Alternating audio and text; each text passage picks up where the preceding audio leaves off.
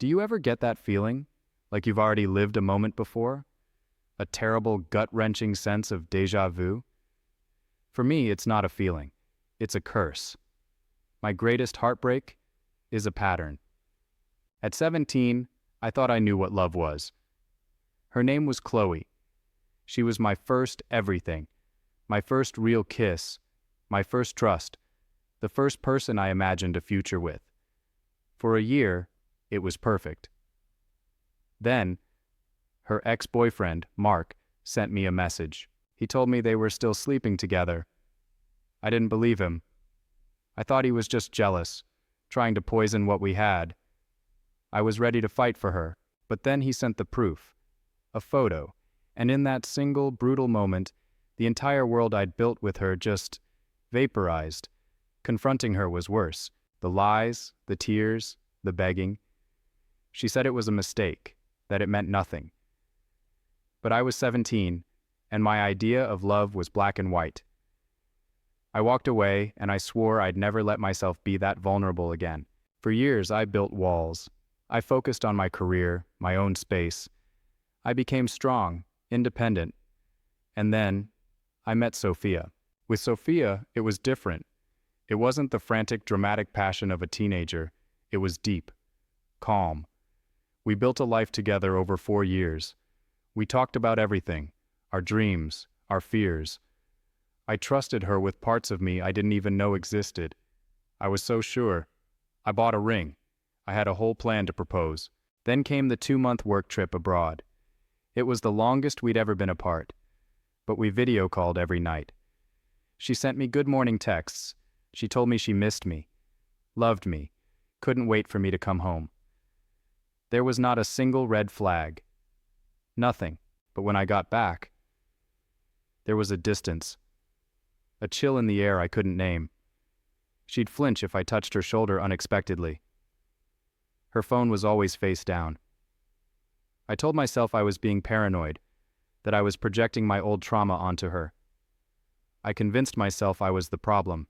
Then, I ran into an old acquaintance, Liam, at a coffee shop. We made small talk, and he asked about Sophia. And then he got this uncomfortable look on his face. He said, "Man, I heard some messed up rumors. Probably nothing, but I heard she was hanging out with Mark while you were gone." The name hit me like a physical blow. Mark. It couldn't be. It was a common name. It had to be a different Mark. The odds were astronomical. I laughed it off, told him he was crazy. But a cold knot tightened in my stomach that wouldn't go away. That night, I watched her sleep. She looked like the woman I loved, the woman I was ready to spend my life with.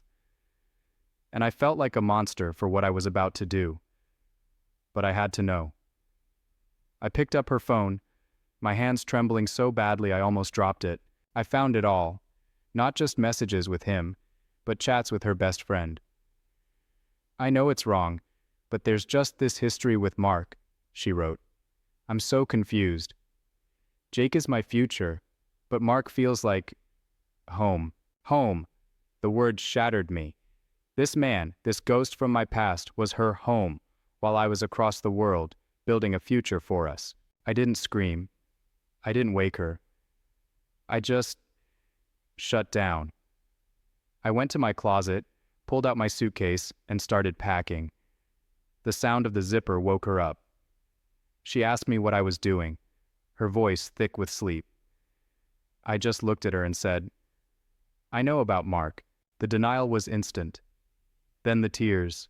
The same script, different actress. It was a mistake.